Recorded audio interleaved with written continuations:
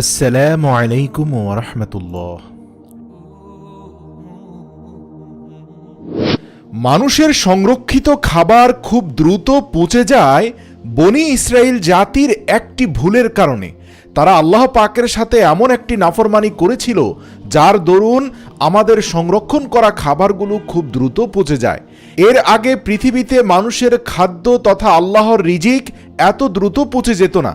ঘটনার সূত্রপাত হয় বনি ইসরাইল জাতিকে যখন আল্লাহ রব্বুল আলামিন মুসা আলাইহিস সালামের মাধ্যমে ফেরাউনের কঠিন নির্যাতনের হাত থেকে রক্ষা করে নীল দরিয়া পার করিয়ে দিয়েছিলেন এবং ফেরাউনকে নীল দরিয়ায় ধ্বংস করে দিয়েছিলেন। এরপর থেকে বনি ইসরাইল আল্লাহর প্রতি কৃতজ্ঞতা পোষণ করার বদৌলতে মুসা আলাইহিস সালামের সাথে বিভিন্ন রকম ঔদ্ধত্যপূর্ণ আচরণ শুরু করে দেয়। আল্লাহ রব্বুল আলামিন বনি ইসরাইল জাতির উপর একটা নির্দেশ দেন। আর আমরা জানি হযরত মুসা আলাইহিস সালামের উপর নাজিলকৃত সহিফা তাওরাতে এই নির্দেশ আসে। সেখানে বলা হয়, হে মুসা, তুমি তোমার জাতিকে নিয়ে শাম দেশে চলে যাও, সেখানে আল্লাহ তাআলার একত্ববাদের পক্ষে যুদ্ধে লিপ্ত হও। সেখানে মূর্তি পূজকরা শাসন কায়েম করেছে এবং সাধারণ জনগণকে কষ্ট দিচ্ছে। অবশ্যই আমি বনি ইসরাইল জাতিদের পক্ষে থাকবো এবং সর্বশেষ তোমরাই বিজয় অর্জন করবে।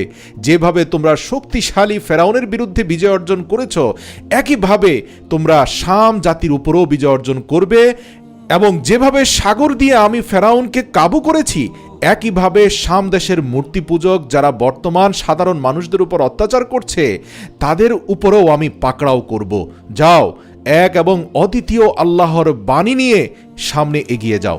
হযরত মুসা আলাইহিস সালাম তাওরাতের এই বাণীগুলো বনি ইসরাইল জাতিকে শোনালেন এবং বললেন, চলো আমরা মরুভূমি পার হয়ে শাম দেশের দিকে চলে যাই। আল্লাহর নির্দেশ, আমাদের জন্য বিজয় অপেক্ষা করছে। সেখানের সাধারণ জনগণ আল্লাহ পাকের সাহায্য চাইছে।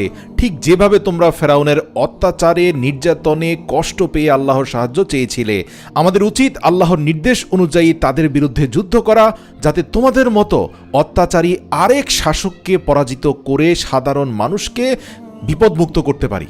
এছাড়াও আল্লাহ রাব্বুল আলামিন প্রতিশ্রুতি দিচ্ছেন এই যুদ্ধে আমাদের বিজয় দান করবেন এবং শাম দেশের রাজত্ব দান করবেন। বনি ইসরাইল জাতি মুসা আলাইহিস সালামকে অনুসরণ করে মরুভূমি পার হতে থাকলো। কয়েকশো কিলোমিটার রাস্তা পার হওয়ার পর হঠাৎ করে শয়তানের প্ররোচনায় তাদের গ্রুপগুলোর মধ্যে দ্বন্দ্ববিভেদ ছড়িয়ে পড়ল। এদের একদল বলল, হে মুসা, তুমি কি জেনে শুনে আমাদেরকে মৃত্যুর দিকে ঠেলে দিচ্ছ? হযরত মুসা আলাইহিস সালাম বলল, কেন এমন কথা বলছো? আমাদের সাথে আল্লাহর সাহায্য আছে, ভুলে যাচ্ছ কেন? কয়েক মাস পূর্বেই তো নীল দরিয়াকে দ্বিখণ্ডিত করে আল্লাহ তোমাদেরকে সমুদ্র পার করিয়ে দিয়েছেন আর সেখানে ফেরাউনের বাহিনীকে নিমজ্জিত করেছেন। তোমরা কি সেই আল্লাহকে বিশ্বাস করো না? তোমরা কি সেই আল্লাহর উপর ভরসা রাখো না? বনি ইসরাইল জাতি বলল, দেখো, সেখানে কাউমে আমালিকা রাজত্ব করছে, আর তুমি জানো না শাম দেশের এই কাউমে আমালিকার যোদ্ধারা বড়ই ভয়ঙ্কর। তারা মানুষ হত্যায় ওস্তাদ। তার চেয়ে বরং তুমি আর তোমার খোদা দুজনে মিলে যুদ্ধ করো। তোমরা অনেক শক্তিশালী, আমরা বরং এখানেই বসে থাকি। যুদ্ধ জয়লাভের পর আমাদেরকে বললে আমরা শাম দেশে গিয়ে বসবাস শুরু করব। তাদের এমন ঔদ্ধত্যপূর্ণ এবং স্বার্থপর আচরণ দেখে মুসা আলাইহিস সালাম অত্যন্ত কষ্ট পেলেন। আল্লাহ রাব্বুল আলামিন মুসা কালিমুল্লাহর কষ্ট সহ্য করলেন না, সাথে সাথে তাদের উপর এক বিশেষ লানত নাজিল করলেন। প্রিয় দর্শক, এটা পৃথিবীর ইতিহাসে এক ব্যতিক্রমধর্মী লানত। আল্লাহ রাব্বুল আলামিন সেই মরুভূমির ২৭ বর্গ কিলোমিটার এরিয়ার মধ্যে বনি ইসরাইল জাতিকে বন্দী করে ফেললেন। প্রশ্ন আসতে পারে, উন্মুক্ত মরুভূমির চারপাশে কি দেয়াল নির্মাণ করে আল্লাহ তাআলা তাদেরকে বন্দী করে ফেললেন? না, এমন কিছুই ছিল না। পুরো পৃথিবী তাদের জন্য খোলা ছিল, কিন্তু দীর্ঘ ৪০ বছর পর্যন্ত ওই ২৭ কিলোমিটার এরিয়ার বাইরে বনি ইসরাইল জাতি যেতে পারেনি। আসলে বিষয়টা হচ্ছে এমন যে তারা প্রতিদিনই সেই মরুভূমি থেকে মুক্তি পাওয়ার জন্য সামনে এগিয়ে যেতে যেতে যখন ক্লান্ত শ্রান্ত হয়ে বিশ্রাম নিত, তখন ঘুম থেকে উঠে দেখতে পেত যে স্থান থেকে রওনা দিয়েছে আবার সেখানে সবাই চলে এসেছে। আর এভাবে ৪০ বছর পর্যন্ত তারা ওই ২৭ বর্গ কিলোমিটার এরিয়ার মধ্যে বন্দী হয়ে যায়। আর এভাবে বনি ইসরাইল জাতি স্বার্থপরতা আর অধ্যত্বের কারণে আল্লাহ পাকের কাছে গ্রেপ্তার হয়ে যায়। এভাবে বন্দী জীবনের প্রথম দিকে উত্তপ্ত মরুভূমিতে কয়েক সপ্তাহ নিজেদের জোগাড় করা খাবার খেয়েছে, কিন্তু ২-৩ সপ্তাহ পর তাদের খাবার পানি সব শেষ হয়ে যায়। আর ওই ২৭ কিলোমিটার এরিয়ার ভিতরে কোনো গাছপালা ছিল না, কোনো পানির কূপ ছিল না, যার কারণে মানুষ অত্যন্ত কষ্টে নিমজ্জিত হয়ে যায়।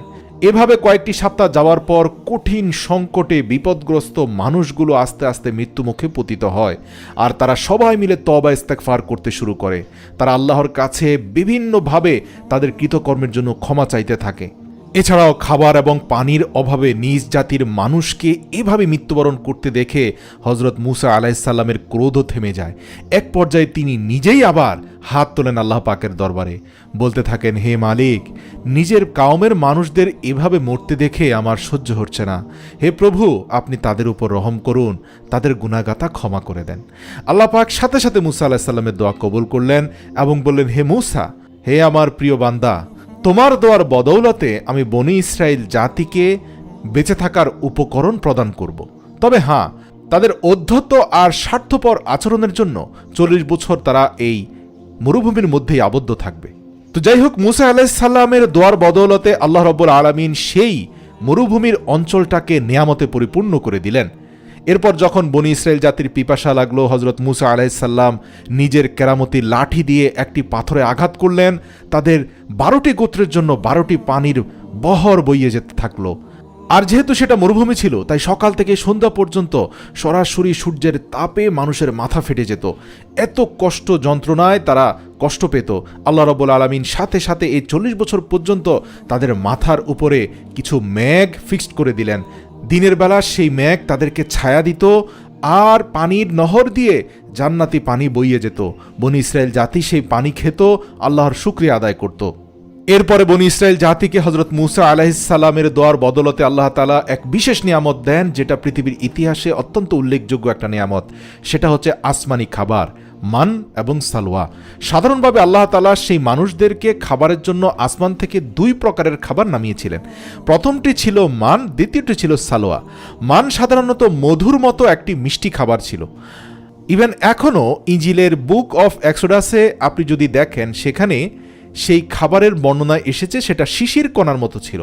তখন বনি ইসরাইল জাতি ধীরে ধীরে দেখতে পেল সেই ময়দানের মধ্যে ছোট ছোট গাছ উঠছে, আকাশে মেঘের ছায়ায় সেই গাছগুলো ঝিরিঝিরি করে বাতাসে নড়ছে, এবং সেখানে সেই গাছের পাতার উপরে আসমান থেকে সাদা সাদা মিষ্টি মতির দানার মতো খাবার এসে জমা হচ্ছে।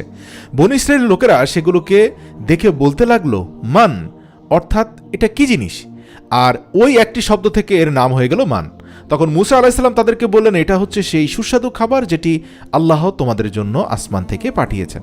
আর তিনি তোমাদেরকে প্রথমে পরীক্ষাতে ফেলেছিলেন, তারপর তোমাদেরকে ক্ষুধার্ত রেখেছিলেন, আর এখন তোমাদেরকে মান এবং সালোয়া পাঠিয়েছেন। আর মান খাবারগুলো এমন ছিল যে প্রত্যেকটা মানুষের জন্য 4 কেজি করে আসতো, আর গাছের উপরে জমা হতো। যদি কোনো ব্যক্তি পুরো দিন শুয়ে থাকতো, তাহলে সেই ব্যক্তির জন্য ওই দিন মান খাবার নাজিল হতো না। প্রত্যেকের বাড়ির সামনে নির্দিষ্ট পরিমাণ গাছের উপরে ওই বাড়িতে থাকা লোকদের জন্য মাথাপিছু 4 কেজি করে মান খাবার নাজিল হতো। এছাড়াও সালোয়া ছিল এক প্রকার পাখি, যাদেরকে বর্তমান কোয়েল পাখির সাথে মিলানো যায়। সকাল সন্ধ্যায় এই কোয়েল পাখিগুলো গাছের ঢালের উপরে এসে বসত। মান খাবার নিয়ে যাওয়ার পরে শুকনো ডালে কোয়েল পাখিগুলো বসে থাকত, আর তাদেরকে মানুষ স্পর্শ করা মাত্র তারা হাতে চলে আসতো। অতঃপর এই খাবারগুলো আল্লাহর কুদরতে ভুনা হয়ে যেত। অতঃপর বনি ইসরাইল জাতি এই সালোয়া অর্থাৎ কোয়েল পাখির মাংস খেয়ে তাদের পুষ্টিগুণ চাহিদা মেটাত। সুবহানাল্লাহ। ওই মরুভূমিকে আল্লাহ তাআলা পৃথিবীর বুকে এক টুকরো জান্নাতের মতো করে দিয়েছিলেন। যখন সন্ধ্যাবেলা দক্ষিণ দিক থেকে বাতাস বইত, তখন সেই পাখির দলগুলো উড়ে এসে বসতো, এবং বনি ইসরাইলের লোকেরা তাদেরকে চারপাশে ঘিরে বসতো। সেখানে বিভিন্ন রকম আয়োজন এবং উৎসব হতো। আল্লাহ রাব্বুল আলামিন বনি ইসরাইল জাতিকে ওই 40 বছর এত নেয়ামত দিয়েছেন এবং এত বেশি মুজিজার উপর তাদের রেখেছেন, যা বলার বাইরে। যেমন ওই 40 বছর সাধারণ মানুষের চুল এবং নখ বড় হতো না, এমনকি সেখানে কোনো পুরুষ বা নারীদের বার্ধক্যের ছাপও চেহারায় আসেনি। এমনকি তাদের কাপড়ও নষ্ট হতো না এবং সেগুলো ময়লাও হতো না। আর যে বাচ্চাদের জন্ম হতো, তাদের শরীরে কুদরতি পোশাক থাকতো, আর তাদের শরীরের সঙ্গে সঙ্গে সেই পোশাকও বড় হতে থাকতো।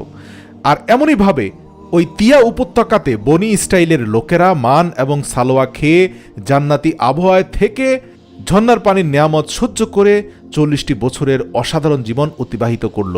আল্লাহ তাআলার নির্দেশ ছিল, তোমরা পর্যাপ্ত পরিমাণ পানি পান করো এবং সালোয়া খাবার খাও, তবে কখনোই আল্লাহ পাকের রিজিকের সাথে নাফরমানি করো না। তোমরা কখনোই একজনের খাবার আরেকজন সংরক্ষণ করে রেখো না। আমি আল্লাহ প্রতিদিনই তোমাদেরকে খাবার দেব।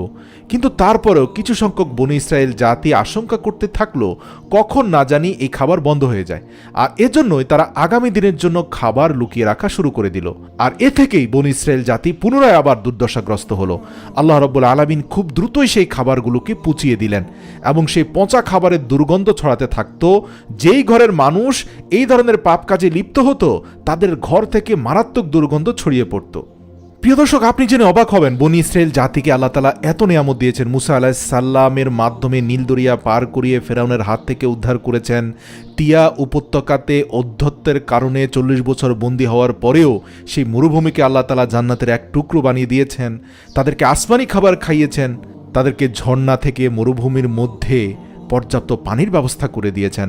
আসমানে মেঘ জমা করে তাদের জন্য ছায়ার ব্যবস্থা করে দিয়েছেন। কিন্তু এই সমস্ত নিয়ামত পাওয়ার পরেও বনী ইসরায়েল জাতিরা আল্লাহর উপর ভরসা রাখতে পারেনি। তারা আল্লাহর নির্দেশ অমান্য করে সেই খাবার সংরক্ষণ করেছে, আর এজন্য পুনরায় তারা আবার আল্লাহর আযাবে গ্রেপ্তার হয়ে গিয়েছে। কিছু সংখ্যক লোক আল্লাহর নির্দেশ অমান্য করে খাবার সংরক্ষণ করেছে, আবার কিছু সংখ্যক আল্লাহ পাকের আসমানি খাবারের সাথে বেয়াদবি করেছে। সবকিছু মিলিয়ে পুনরায় তারা আবার মুসিবতগ্রস্ত হয়ে যায়। পবিত্র কোরআনে এসেছে, অতঃপর আল্লাহ রাব্বুল আলামিন তাদের উপর পুনরায় দারিদ্রতা চাপিয়ে দেন। প্রিয় দর্শক, এই ঘটনা থেকে আমাদের শিক্ষা হচ্ছে সবসময় আল্লাহর উপর পরিপূর্ণ বিশ্বাস রাখা। মনে রাখবেন, রিজিকের মালিক আল্লাহ। পরবর্তী দিনের চিন্তায় এমন কোনো কিছু করবেন না যাতে আল্লাহ অসন্তুষ্ট হয়, মানুষের হক নষ্ট হয়, বা যেটা দিন বিরোধী। আমি বলছি না আপনারা বর্তমান সময়ে খাবার সংরক্ষণ বন্ধ করে দিন, এটা নাজায়েজ কিছু নয়। কিন্তু আপনি আগামীকালকে রিজিকের চিন্তায় এমন কিছু করতে যাবেন না যেটা আল্লাহ তাআলার নির্দেশের অমান্য করা হয় এবং তা মানুষের হক নষ্ট হয়। মনে রাখবেন, আল্লাহর উপর ভরসা যারা করে তাদেরকে আল্লাহ গায়বী খাজানা থেকে রিজিক দান করেন। সুবহানাল্লাহ।